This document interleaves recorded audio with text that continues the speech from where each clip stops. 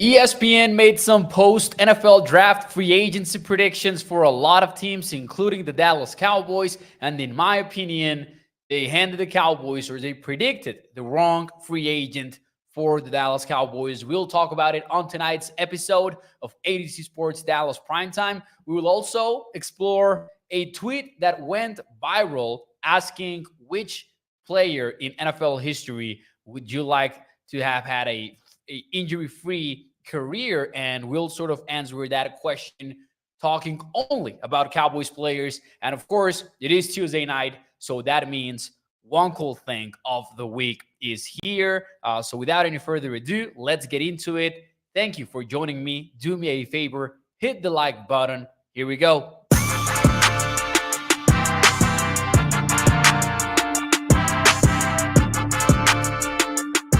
What is up, everyone, and welcome into ADC Sports Dallas Primetime.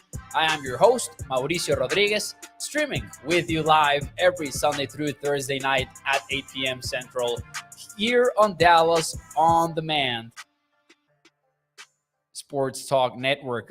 Sorry, I got confused by a comment out there in the chat. But welcome, everyone, into the show. Do me a favor and hit the like button for me. Remember that you can check out more Cowboys content over at adcsports.com/Dallas. And as always, remember that Primetime is brought to you by our friends over at freemanmazda.net.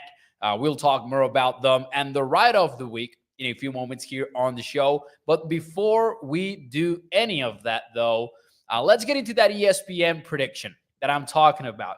Let's get right into it. ESPN put together, and I'm going to be more specific here, Bill Barnwell, who does a fantastic job covering the NFL and posting in-depth data analysis. He put together a post-draft free agency prediction, and for the Dallas Cowboys, he had the following thing to say. The Cowboys will re-sign Ezekiel Elliott. That was his prediction. And here is the description of it. I'm going to read it to you. For a Cowboys team which already had plenty of hesitation about featuring Tony Pollard for more than 30 snaps per game, bringing back Elliott on a cheaper deal would provide security at one of the team's thinnest positions. Pollard is still recovering from the fractured left fibula he suffered during the postseason. So if the Cowboys don't want to rush him back into the lineup in September, Elliott's ability to pass protect and run effectively between the tackles would be a plus for coach Mike McCarthy. If Elliott, who ran for 876 yards and 12 touchdowns last season, is not going to land a deal for more than $5 million somewhere else, why not stay home in Dallas? Now, here's my question from me to you. Do you think, now this is important, we're talking about the actual prediction and what will actually happen, not what we want or what you want. Do you think Bill Barnwell's prediction will become a reality? Yes or no? Let me know in the chat. And while you do that, I will read some of your comments. I will say hi. Welcome everyone into the show on this beautiful Tuesday night. Yes or no? Do you think it happens? Not should it happen, do you think it happens? Because Ezekiel Elliott does remain a free agent as of right now. And that might be a little bit of a surprise because we all kind of thought that, the NFL draft could come and go without Elliott having signed the NFL contract. But we still have not heard any sort of potential interest from other teams. And it's kind of like a weird situation. ESPN also had a report suggesting that NFL teams are not going to sign Sig to what he's currently asking. So the price tag might be even lower than we expected originally. So let's see. Do you think yes or no that it will happen? Juan Daniel says no. Gregory says yes. Regina says I'm not getting excited until it happens. So reading between the lines there, Regina wants it to happen. And actually, she says that she does think that it will happen. Katharina says, hell yes. Bruce goes with the yes. Solid, that's a great name. Solid Duck in my mind says, nah.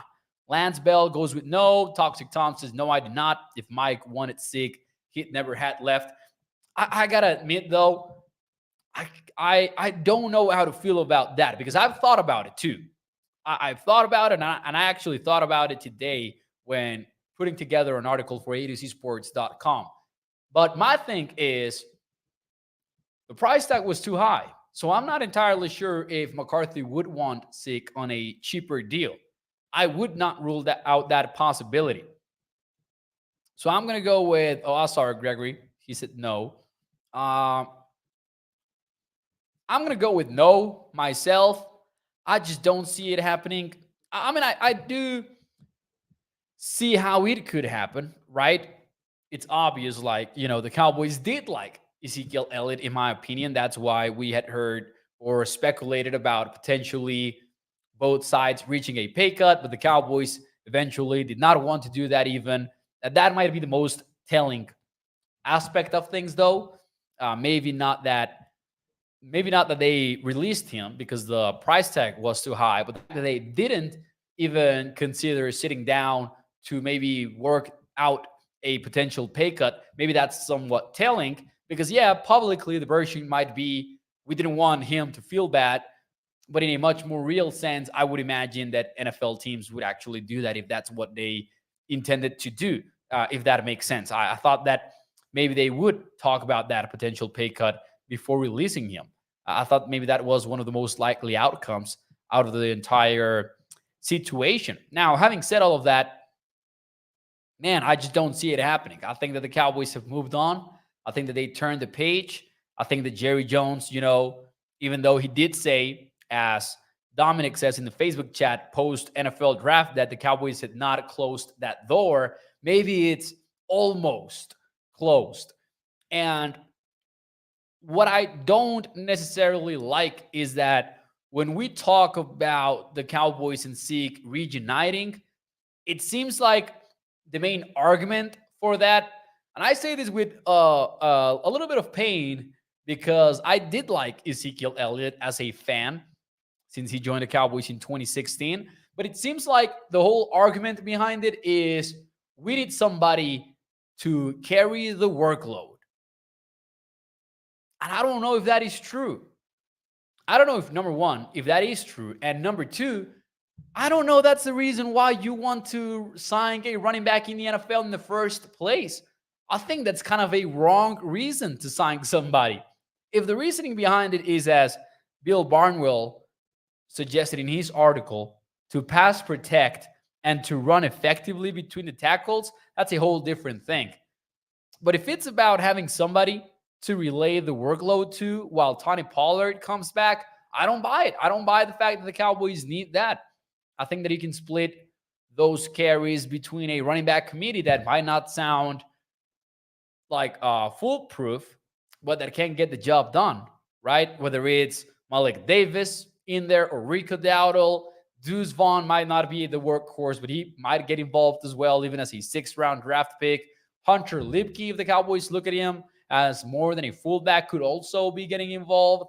Or maybe you go with a veteran and get Rojo in there while Pollard comes back, depending on how much time it is going to take for Pollard to come back healthy. So I think you've got the guys to split the workload.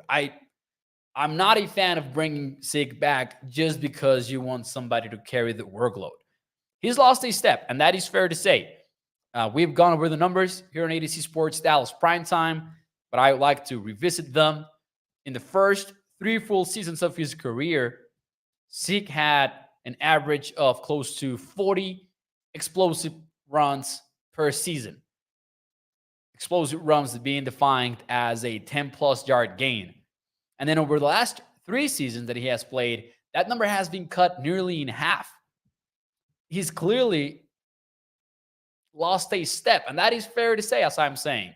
Now, he might be effective in short yardage situations. I'm not entirely sure that you don't get that with some of the guys that are already on the Cowboys, though. He is that short yardage specialist. Now, I don't want to sound like he isn't. And I don't want to sound like if the Cowboys sign him, he doesn't bring anything to the table.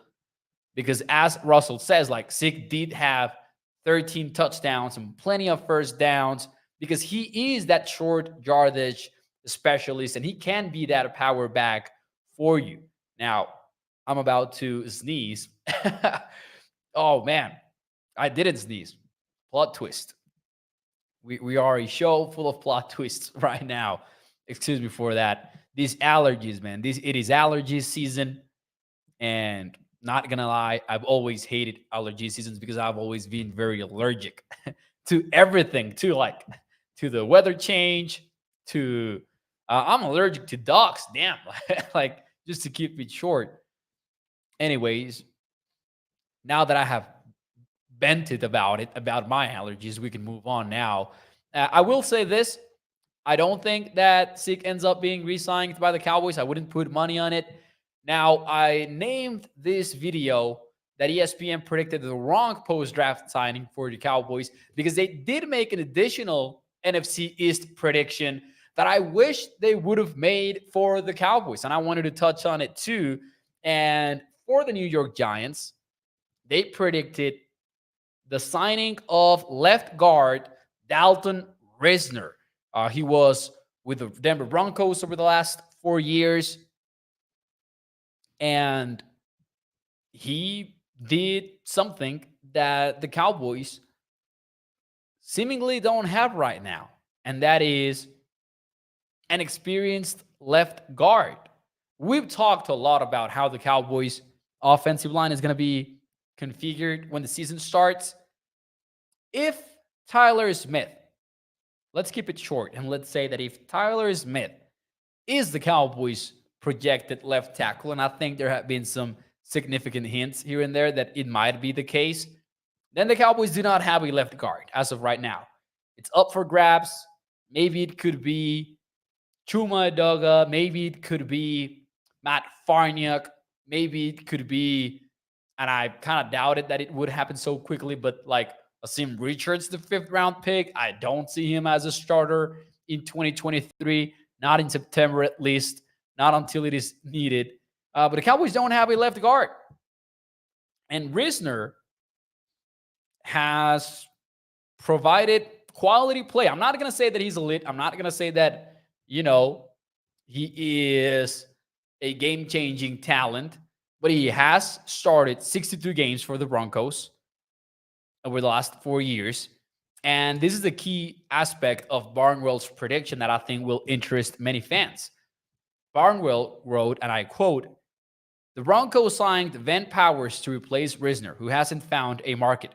Risner missed the season finale against the Kansas City Chiefs with a strained UCL, that is the Tommy John injury, in his elbow. But that injury wouldn't have prevented the 27-year-old from finding a team." And a notification popped up, so I needed to get that out of the way, from finding a new team. Instead, he appears, and this is the key part apparently, he appears to be looking at a limited market of teams who need meaningful help at guard.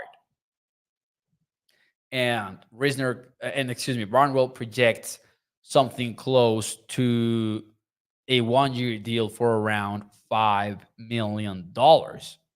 I would do that deal. I would 100% do that deal. Mark Aaron says, Brothers has 7 guys he talks to, and they think that Risner is a declining player. And yet, just to be clear, this is just like my opinion that I would want this to happen. I wouldn't predict it to happen, but I think that it would be a smart signing. Now, I don't care if he's a declining player beyond this season. I want a starter for 2023. I don't know if the Cowboys have that at this point. Not gonna lie. Now, it is telling that he remains unsigned. And, that elbow injury is definitely something that could concern some NFL teams, because in the trenches, you don't want to have elbow issues. But it comes back to the fact that I just don't know who's going to start at left guard for the Cowboys. And it might end up being Tyler if the Cowboys want to do the whole thing about lining up the best group of 5 players possible and get Tyron Smith at left tackle until they need to change things up because of an injury or something like that. But right now, I don't know who's the Cowboys starting left guard, and I don't think anyone really does either. We might guess, we might be able to guess what the lineup is going to look like when the whole thing kicks off, but it would be made easier with Risner on the team, in my opinion. I would like that signing. I would definitely like that signing. Toxic Tom says, Mo, why is he a free agent still holding out for more money? According to Barnwell, it's that he's being patient and he's looking at a limited market of teams. What I kind of get from that is that he might want to secure some playing time and he doesn't want to be a backup maybe. I do see that there is some Risner detractors on the chat, and I respect that. But it goes to show that not everyone sees eye to eye when it comes to Richards, right? Stephen White says that he would rather have the Josh Balls of the world rather than Dalton Risner. And David Lawrence says the only guy on our roster better than Risner at guard is probably Tyler Smith. I would agree with that. And I don't know. I know that we kind of like Chuma, or that we might not think that the season is over if the Cowboys start Chuma in week 1. But come on, we cannot be overly confident in him as of heading into the offseason. That would be just wishful thinking. At the very least, we need to admit that there is some risk to that approach. If the Cowboys want to start Chuma Edoga, there's some risk to it. He's a fine player. Maybe he wouldn't be a liability, but it would be tough to say with plenty of confidence, if we're being honest. Toxic Tom says, I am starting to wonder if Dallas didn't anticipate McGovern getting offered what he got from Buffalo.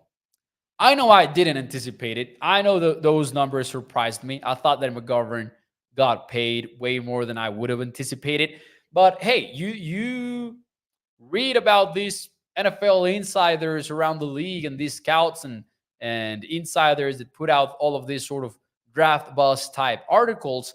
And one thing that we learned about during the draft process, in my opinion, is that those decision makers in the league believe that offensive line is quite poor right now across the entire league. So that might have something to do with it.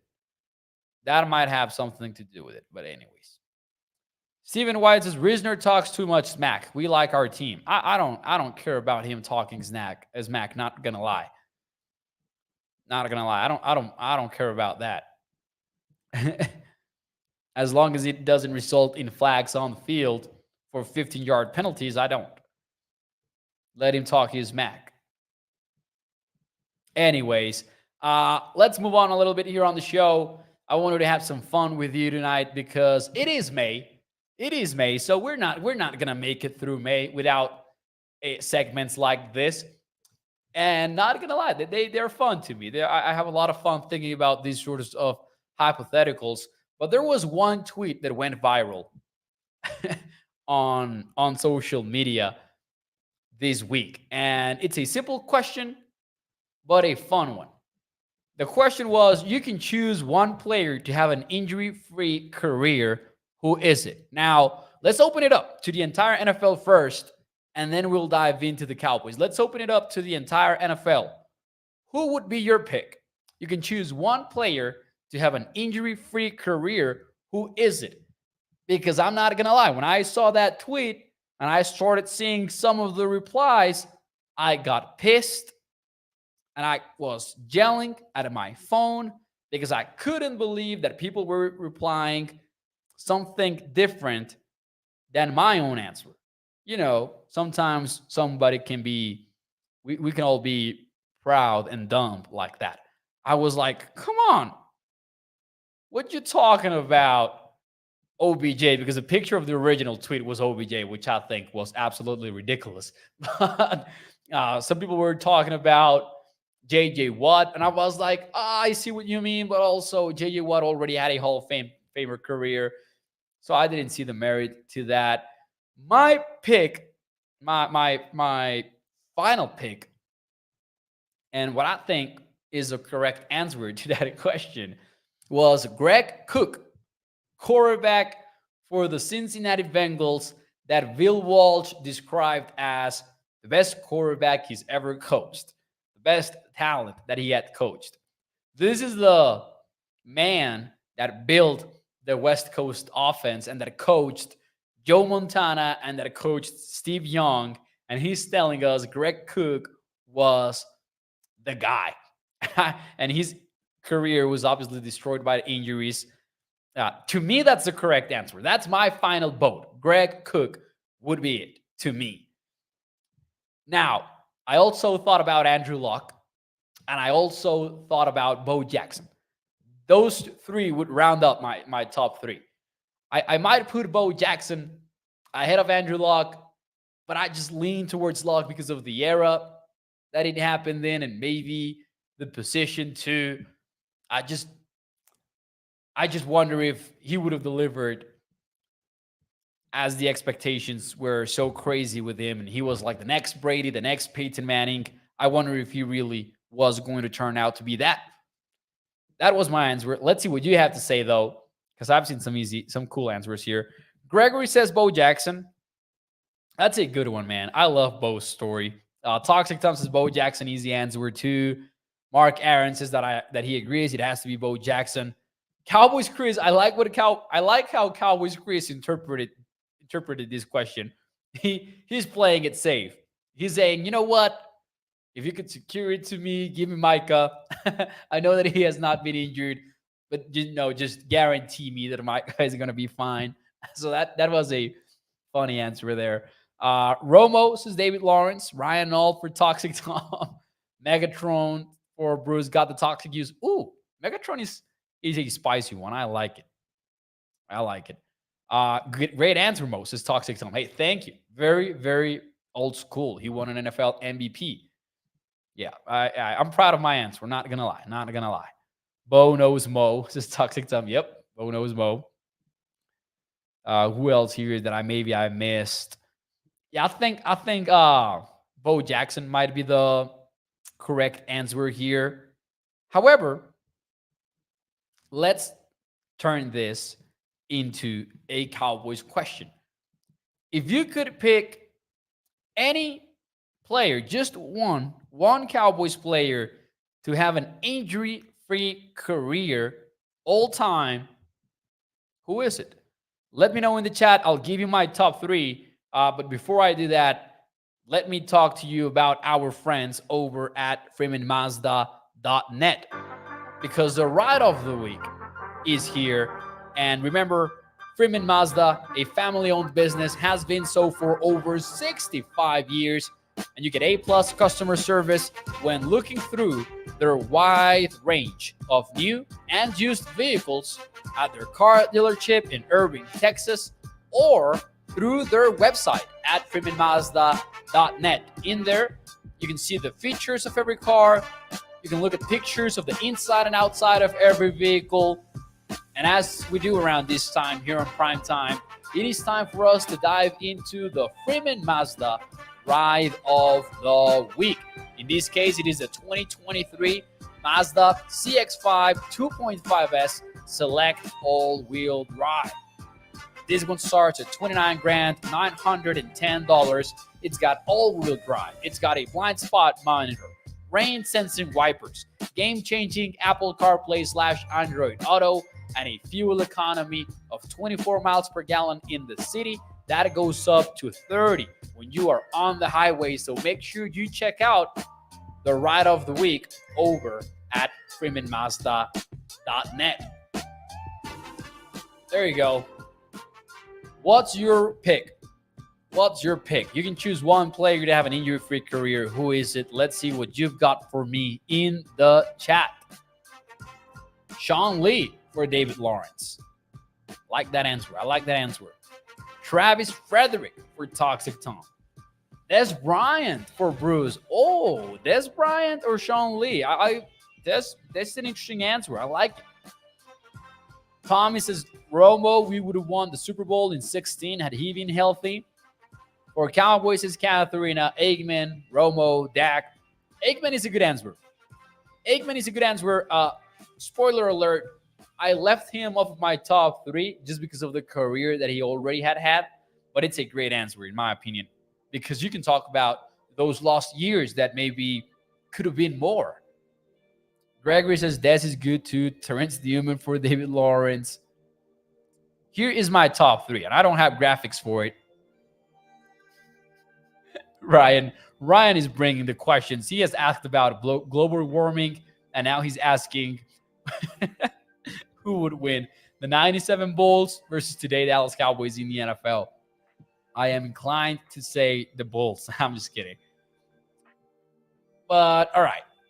My answers are number 3. I'm going to go from number 3 to number 1. Number 1. How dumb was that? I just said from number 3 to number 1. Is it number 1? All right. Number 3. I'm going to go with, Sean Lee. Man, forget about the stat sheets for a moment and think about Sean Lee playing. And you get a guy that is really one of the best linebackers that we've seen in recent memory. He has only one All-Pro season, though, and that is because it is hard to be elected as an All-Pro defender when you're not playing full seasons. Sean Lee finished one 16-game season in his career. So I got to give some credit to Sean Lee. He's my number 3 player on the list. My number 2 player is Travis Frederick.